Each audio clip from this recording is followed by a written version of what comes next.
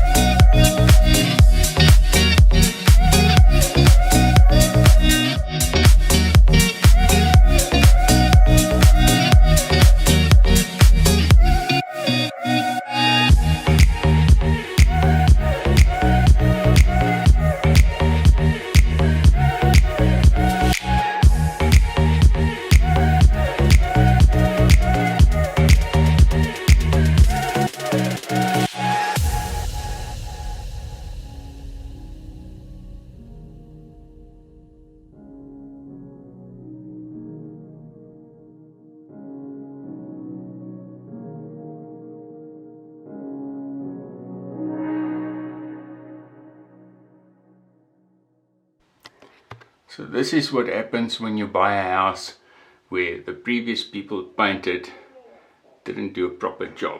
I mean, I'm not a professional, but at least I know to use masking tape when I'm painting. So we would need to see if we could make a plan about that.